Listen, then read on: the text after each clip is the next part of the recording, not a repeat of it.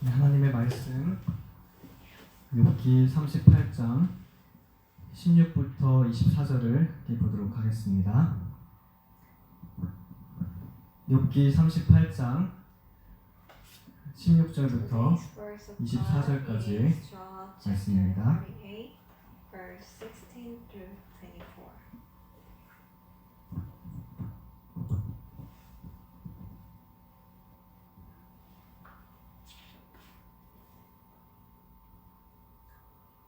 제가 읽겠습니다.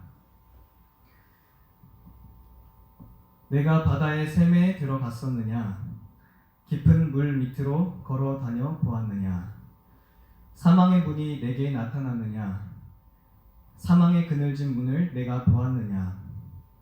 땅의 너비를 내가 측량할 수 있느냐?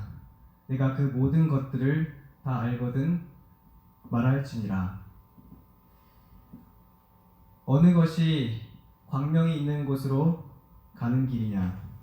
어느 것이 흑암이 있는 곳으로 가는 길이냐? 너는 그의 지경으로 그를 데려갈 수 있느냐? 그의 집으로 가는 길을 알고 있느냐? 내가 아마도 알리라. 내가 그때에 태어났으리니 너의 횟수가 많음이니라. 내가 눈 곳간에 들어갔었느냐? 우박 창고를 보았느냐? 내가 환난 때와 교전과 전쟁의 날을 위하여 이것을 남겨 두었었노라. 광명이 어느 길로 뻗치며 동풍이 어느 길로 땅에 흩어지느냐? 저는 오늘 이 욥기 38장에 있는 말씀을 통해서 이 본문 속에 나타난 하나님을 세 번째 시간으로 함께 살펴보고자 합니다. 우리 화이트 부인의 자서전에는 이런 글이 있습니다. 우리가 현 위치에 이르기까지 한 걸음 한 걸음씩 전진하며 여행한 우리의 과거 역사를 회고해 볼 때 나는 하나님을 찬양하자고 말할 수 있다. 주님께서 행하신 역사를 바라볼 때 나는 경탄과 우리의 인도자이신 그리스도께 대한 확신으로 충만해진다. 우리는 주님께서 우리를 인도해 오신 길과 우리의 과거 역사를 통하여 주신 그분의 가르침을 잊어버리는 것 외에는 미래를 위하여 두려워할 것이 전혀 없다.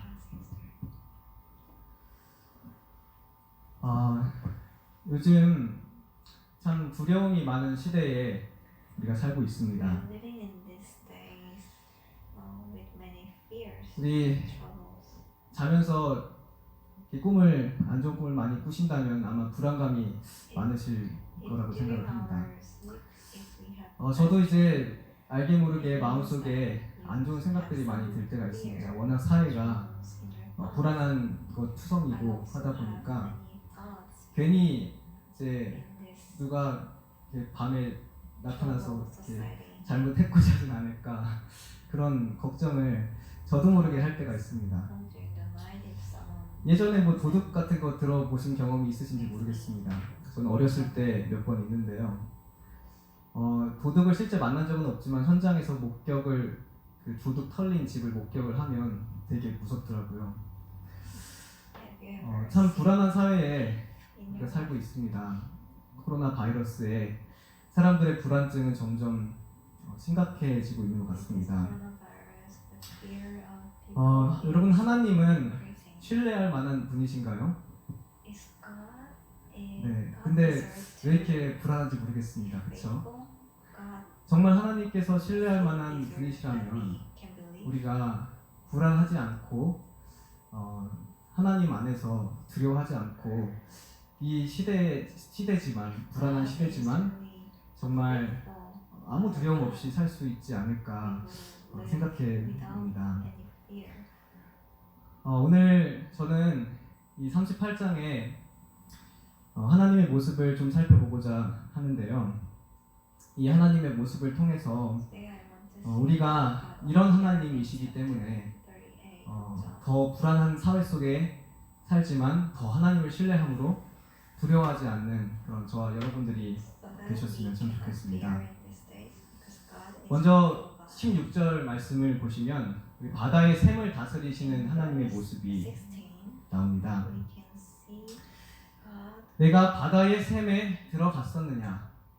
깊은 물 밑으로 걸어다녀 보았느냐? 여러분 혹시 바다의 샘에 들어가신 경험이 있으신가요?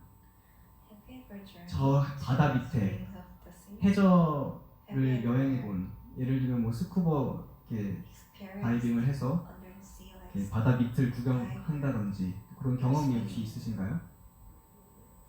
배를 타고 잠수함을 타고 네. 저도 이제 배 타는 그런 경험을 어떤 분이 했다는 걸 얘기를 들었는데 배보다는 진짜 들어가는 게 더 좋다는 그런 얘기를 들었습니다. 저는 해보진 않았지만 바다의 샘이 어떨까? 우리는 경험을 안 해본 사람들이 많이 있습니다. 욥이 경험을 해보았을까요? 하나님께서 욥에게 이렇게 질문을 하셨습니다. 이 말씀을 개역판으로 보면 조금 달라요. 바다 근원이라는 표현을 쓰고 있습니다. 바다의 근원. 내가 바다 근원에 들어갔었느냐? 깊은 물 밑으로 걸어 다녔었느냐? 여러분 하나님께서는 바다의 샘을 창조하시는 분이십니다. 그리고 그 샘을 다스리시는 분이십니다. 이 주석에 보면 근원에 해당하는 네베크라는 단어는 바다와 연결된 감추인 수로, 원천, 심연을 가리킨다. 욥으로서는 도저히 알 수 없는 지하세계의 신비에 대해서 언급하는 것이다. 여기서 말하는 그래서 바다의 샘이 무엇인가 하면 저 밑에 바다의 그 원천, 근원을 가리킨다는 것입니다. 하나님께서 욥에게 그렇게 질문을 한 것이죠. 바다의 샘에 네가 들어갔느냐? 창세기에도 보면 큰 깊음의 샘들이 이제 노아 홍수 때 터졌다고 기록이 되어 있습니다. 여기서 말하는 큰 깊음의 샘들이 바다의 샘을 얘기하는 것입니다. 그래서 이렇게 질문을 하신 것이죠. 내가 이 바다의 샘의 깊은 근원에 들어간 적이 있느냐? 고난당한 욥에게 이런 말씀을 하시면서 네가 이런 경험을 해보았느냐라고 얘기를 하시는 것입니다.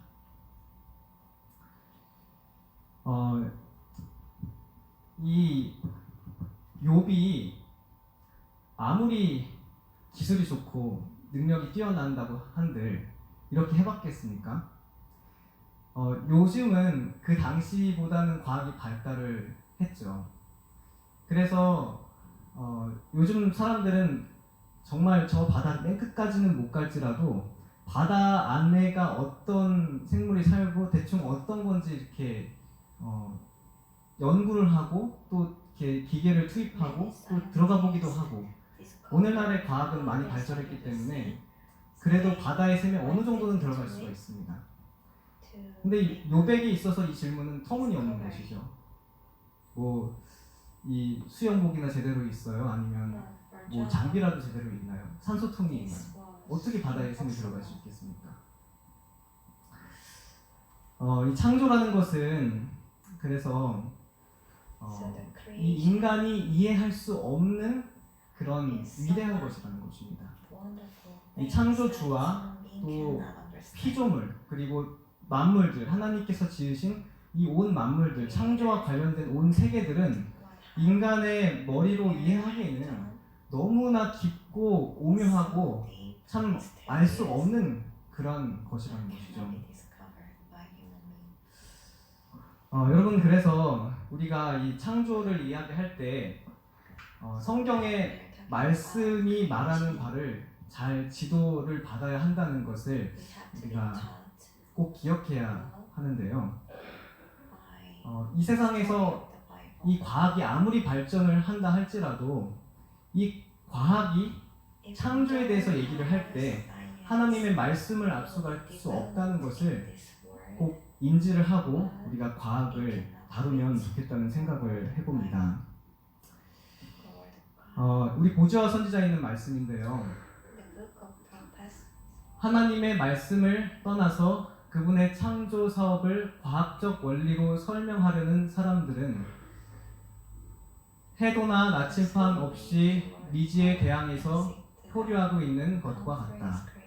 가장 탁월한 지성을 가진 사람들일지라도 그들의 연구가 하나님의 말씀으로 말미암아 지도받지 않으면 과학과 계시와의 관계를 추적함에 있어서 갈피를 못 잡게 된다.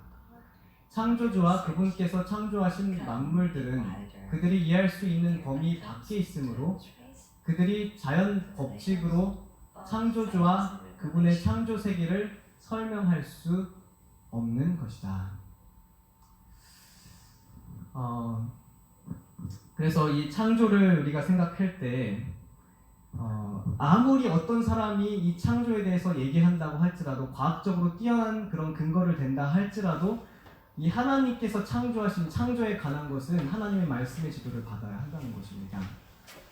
노아의 홍수 때에도 많은 사람들이 뛰어나고 정말 세상에서 위대하다고 하는 그런 철학자들이나 유명한 사람들조차도 지금까지 비가 내린 적이 없기 때문에 비는 안 내릴 것이다 라고 말했습니다. 이 사람의 경험과 과학적인 지식에 근거해서 영상을 하나 준비했는데 함께 잠깐 보도록 하겠습니다. 우리 심해에 있는 해저 세계에 대한 영상입니다. The pressure here would crush you like a soda can.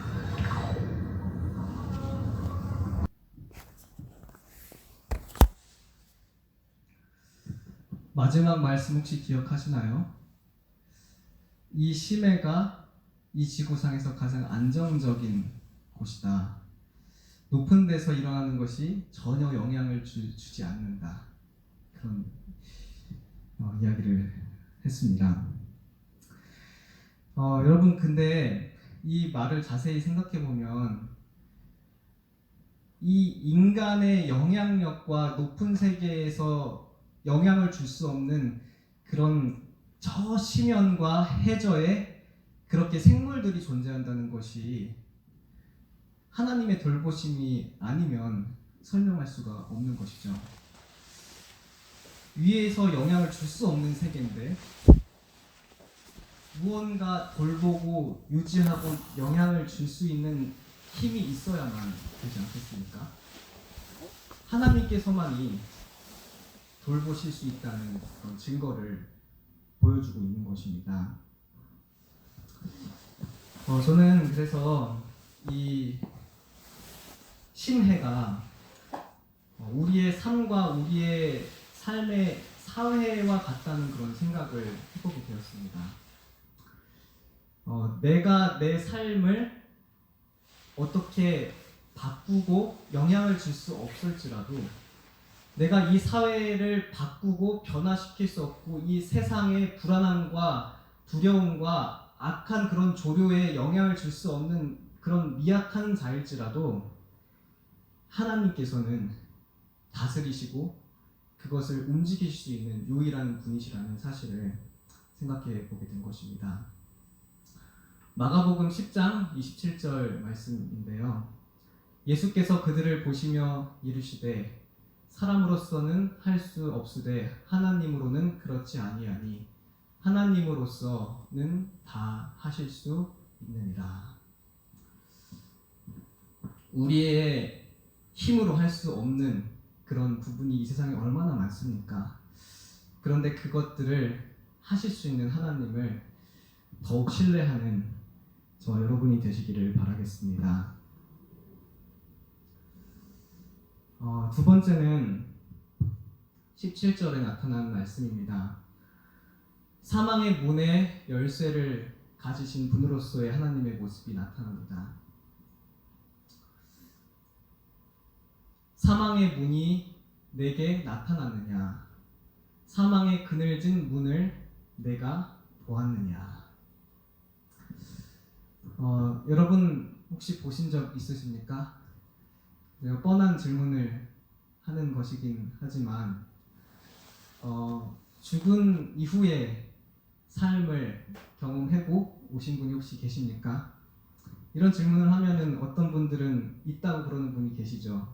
실제로 뭐 개신교의 간증을 죽은 세계에 왔다 갔다 온 사람들 그런 간증을 하는 분들이 계십니다.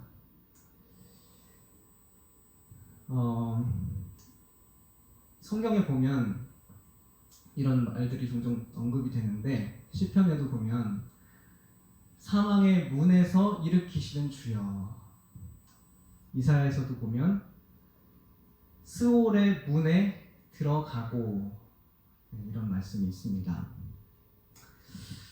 여러분, 욥이 지금 완전 죽을 만한 그런 고통의 상태이긴 하죠. 죽기 일보 직전처럼 괴로운 상황이긴 하죠. 근데 그런 욥도 이 사망의 문에 들어가본 경험은 없습니다. 사망의 문을 모릅니다. 죽음을 경험해보지 않고서야 이것을 통과할 수가 없는 것이죠. 이 주석에는 이렇게 이야기합니다. 욥은 사망의 문을 보기는커녕 그 문에 드리워진 죽음의 그림자조차도 볼 수 없었다. 이처럼 인간은 지하 세계에 관하여 통달한 지식을 갖고 있지 못하며 더욱이 죽음의 영역에 대해 손끝만큼의 영향력도 행사할 수 없는 것이다.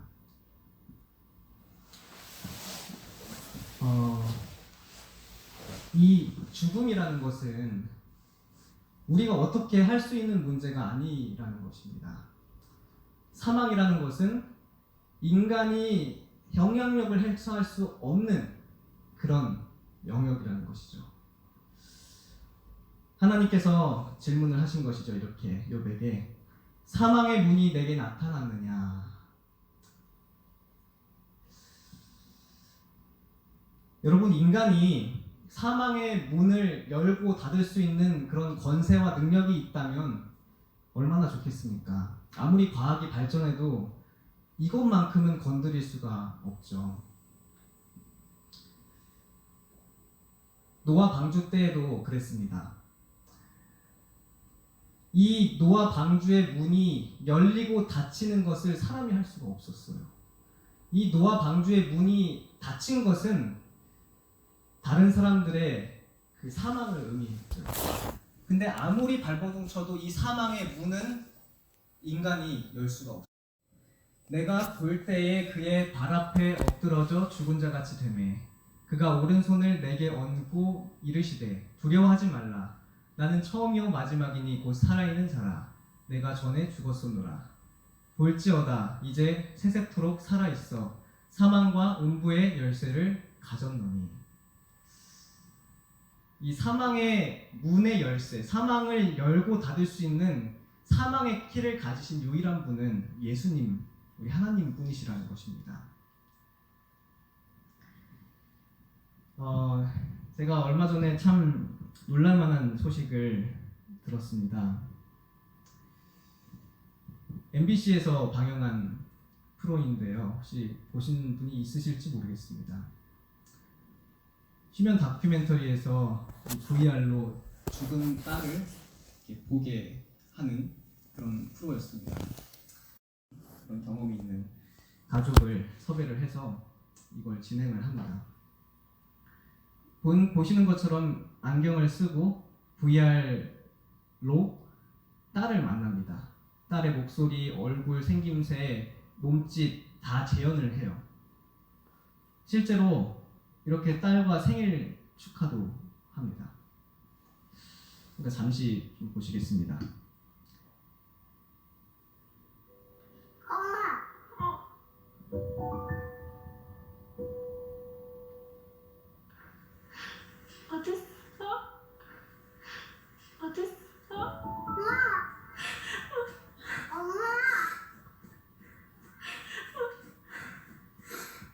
엄마 어디 있었어?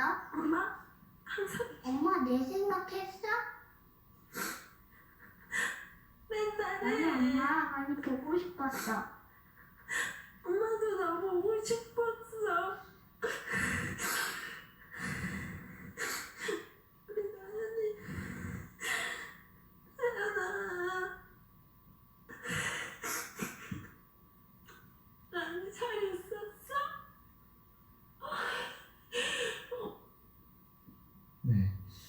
짧게만 보여드렸습니다.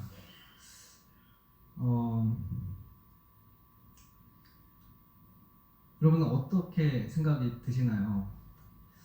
우리 성도님들께서는 다 아시죠? 이것이 마지막 때의 징조라는 것을. 그런데 사람들은 모르니까 빠져들어가는 것입니다. 이 사망의 문을 누구만이 가질 수 있는데, 그 열쇠를 하나님만이 가지실 수 있는데, 인간이 이것을 흉내내고 죽은 자와 만날 수 있는 그런 매개체 역할을 지금 과학의 발전으로 사람의 힘으로 하는 것처럼, 그냥 이렇게 이 과학이 발전해서 할 수 있는 것처럼 하게 되는 것이죠. 우리 각시대 배쟁투에 있는 말씀입니다. 사단은 죽은 친구와 같은 모습으로 사람들 앞에 나타나는 능력이 있다. 그 모조품은 완전하다. 똑같은 모습, 말씨, 음성을 놀랍도록 명확하게 재생해낸다. 많은 사람들은 그들의 사랑하는 사람들이 하늘의 복락을 누리고 있다는 말을 듣고 위로를 받는다. 그들은 위험을 조금도 깨닫지 못하고 미혹하게 하는 영과 귀신의 가르침에 귀를 기울인다. 죽은 자들이 실제로 돌아와서 그들과 교통한다는 것을 사람들이 일단 믿게 되면, 사단은 준비되지 못한 채 무덤으로 간 사람들이 나타나게 한다. 그리고 그들은 하늘에서 매일 행복하게 지내고 있으며 거기서 높은 위치에 있다고까지 주장한다. 그리하여 의인과 악인 사이에 아무 차이가 없다는 오류가 널리 유포된다. 영계에서 온 방문자들처럼 가장한 자들이 나타나 때로는 정확히 성취될 경계와 경고를 말해주기도 한다. 그리고 사람들의 신뢰를 얻게 되면 그들은 성경을 믿는 믿음을 직접 손상시키는 교리를 제시한다. 겉으로 보기에는 세상에 있는 친구들의 복리에 깊은 관심을 가진 것처럼 보이지만 그들은 가장 위험한 오류를 암암리에 넣어준다. 그들이 약간의 진리를 말하고 때로는 장래에 일어날 사건들도 예언하는 사실 때문에 사람들은 그들의 말이 믿을 만하다고 생각하게 된다. 그리하여 이 거짓 가르침은 많은 사람들에 의하여 쉽게 받아들여지고 그것을 가장 신성한 성경의 진리처럼 맹목적으로 믿게 된다. 하나님의 율법은 무시되고 은혜의 성령은 멸시당하고 언약의 보혈은 거룩하지 못한 것으로 간주된다. 어떻게 보면 지금 아직 이 단계는 미약하고 조금 수준이 그 정도까지는 아닌지 모르겠어요. 근데 이제 여기서 이제 우리가 많은 사람들이 위험에 빠질 수 있는 것이 단순히 인공지능과 VR과 이런 특별한 그런 기술을 통해서 이 과학의 발전으로 이러한 경험을 할 수 있는 것이 아닐까라는 그런 오해를 가지고 위험을 감수하고 여기에 빠져 들어간다는 것이죠. 많은 사람들은 강신수를 단순히 인간의 속임수에 불과하다고 믿음으로 기만당할 것이다. 그리하여 그들이 부인할 수 없는 초자연적 능력의 표현을 목격하게 되면 그들은 기만당하고 그것을 하나님의 위대한 능력으로 받아들이게 될 것이다. 결국은 또 사단의 속임수를 통해서 오류에 빠질 수 있는 그런 덫이 생기게 되고 있는 것이 아닌가 생각을 하게 됩니다. 그러나 이럴 때 하나님의 백성들이 오직 사망의 길을 하나님만이 가지셨다는 것을 생각하고 죽음 이후에 아무것도 알지 못하는 인간의 상태를 믿음으로 알고 있다면 이 오류에 빠지지 않을 텐데, 너무나 이 세상이 오류와 흑암으로 덮이는 모습을 생각하면서 많이 아쉬운 그런 생각을 하게 되는 것이죠. 우리가 알고 있는 이 진리를 알지 못하는 사람들에게 이 진리를 전해야 된다는 그런 생각을 하게 되는 것입니다. 오늘 18절 말씀에는 땅의 너비에 대해서 얘기를 하고 있습니다. 땅의 너비를 내가 측량할 수 있느냐, 내가 그 모든 것들을 다 알거든 말할지니라. 여러분, 욥이 당시에는 뭐 빨리 가는 이동 수단이 없었기 때문에 얼마나 멀리 가면서 살았을까요? 땅이 얼마나 넓은지 욥이 알았을까요? 우리 주석에는 욥의 세상은 작았다. 그는 불과 수킬로미터 반경 내에서 여행했을 것이다. 이렇게 기록을 하고 있습니다. 우리가 살고 있는 시대랑 비교를 했을 때 우리는 비행기도 있고 너무나 많은 그런 교통수단을 통해서 더 먼 나라까지 여행을 하고 살죠. 우리는 욥에 비해서 훨씬 더 큰 세상에 살고 있습니다. 그런데 그럼에도 불구하고 우리는 땅끝까지 가본 그런 사람이 없죠. 땅의 모든 것을 알지 못합니다. 땅의 너비를 우리가 잴 수가 없는 것입니다. 19절부터 21절에 어느 것이 광명이 있는 곳으로 가는 길이냐, 어느 것이 흑암이 있는 곳으로 가는 길이냐, 너는 그의 지경으로 그를 데려갈 수 있느냐, 그의 집으로 가는 길을 알고 있느냐. 내가 아마도 알리라. 내가 그때에 태어났으리니 너의 횟수가 많았음이니라. 광명과 흑암, 빛과 어두움을 의인화하고 있습니다. 사람처럼 이 빛이 나왔다가 들어가면 그 집으로 돌아가면 이 흑암이 나오고 어둠과 빛이 집에 번갈아가면서 오가는 그런 사람처럼 의인화해서 표현을 하고 있는 것입니다. 근데 이 20절, 21절의 의미가 약간 모호하게 보일 수가 있습니다.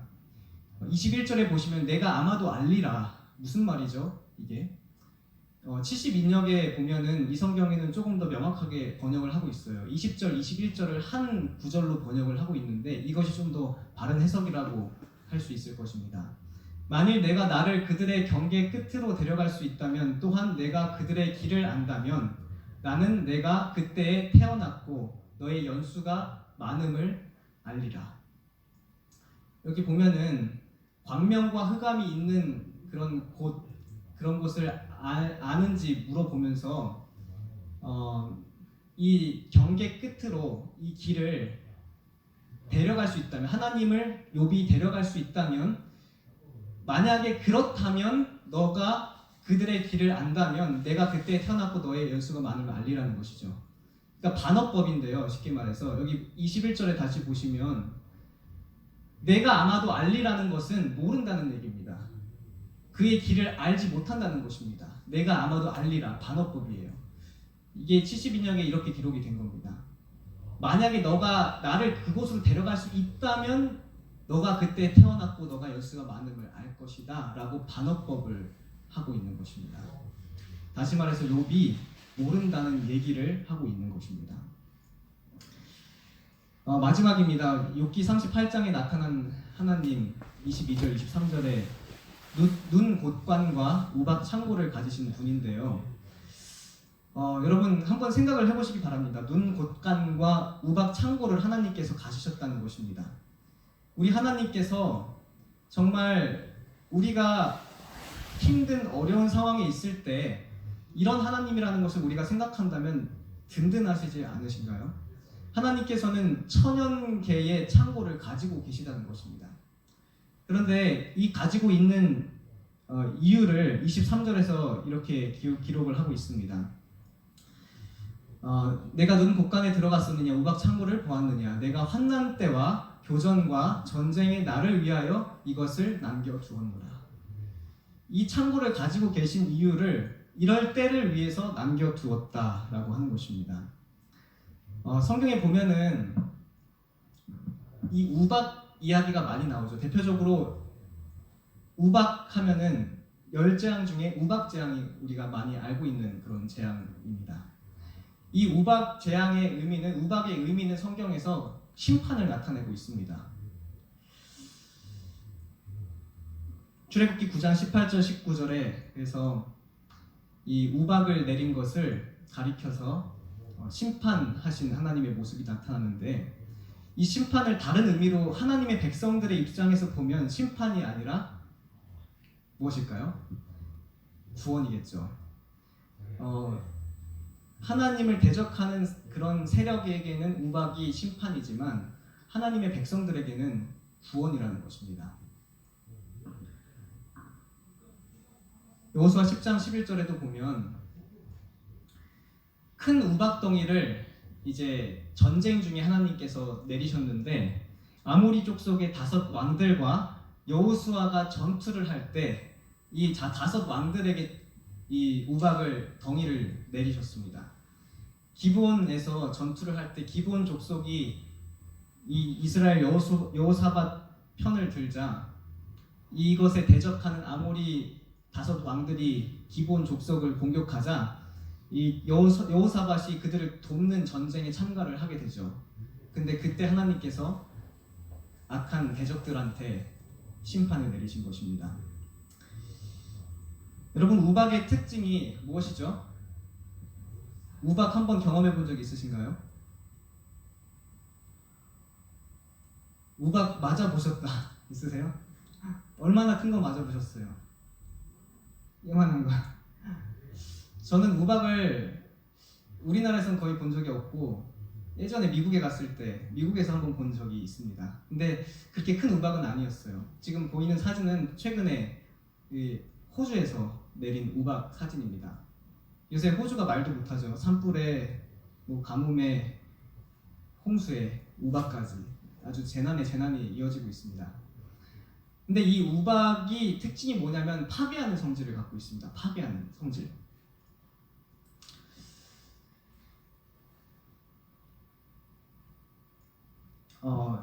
이 우박이 그래서 마지막 때 이제 파괴하는 그런 역할로 이 예언이 되어 있죠.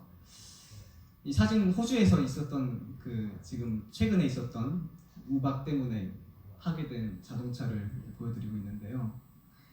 계시록에 보면 예언이 되어 있습니다.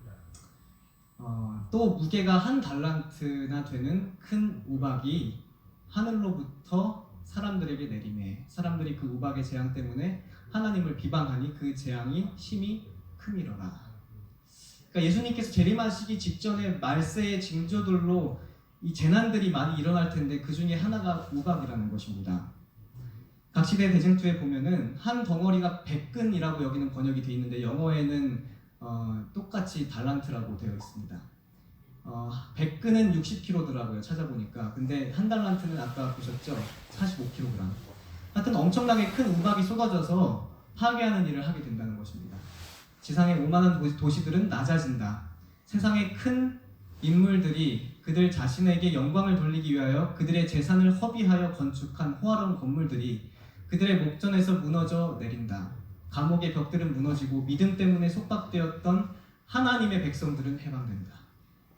그래서 똑같은 이 우박이 의미하는 심판이 하나님의 백성들에게는 구원이라는 것입니다. 여러분, 그래서 우리가 마지막 때를 살아갈 때에 하나님의 백성으로 남는 길이 사는 길이고 두려움에서 불안감에서 해방되는 길일 것이라고 그렇게 믿습니다.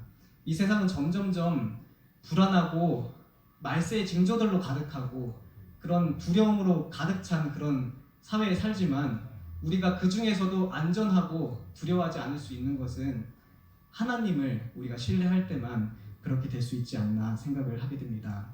오늘 역대하 말씀처럼 우리가 하나님 여호와를 신뢰하고 또 이사야의 말씀처럼 하나님의 말씀을 신뢰하고 그리고 시편 46편의 말씀처럼 하나님께서만이 우리의 피난처고 힘이시라는 사실을 기억할 때에 우리 모두가 이 두려운 사회에서 두려워하지 않고 믿음으로 나아갈 수 있는 하나님의 백성으로 바로 설 수 있음을 믿습니다. 말씀을 마치겠습니다.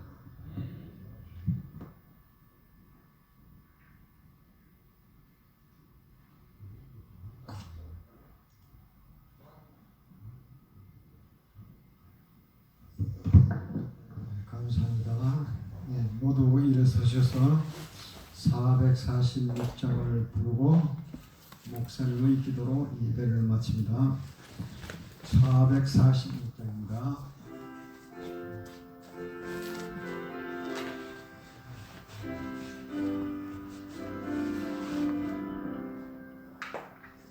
이 생의 험한 길 갈 때 날 위해 기도해주오.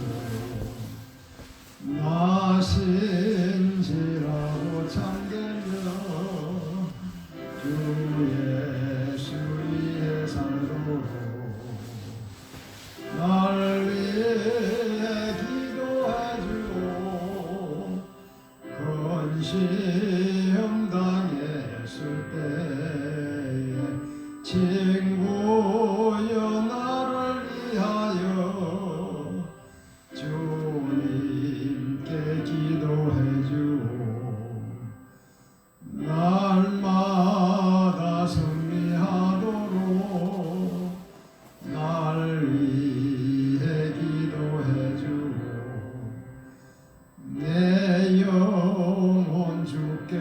맡기니 그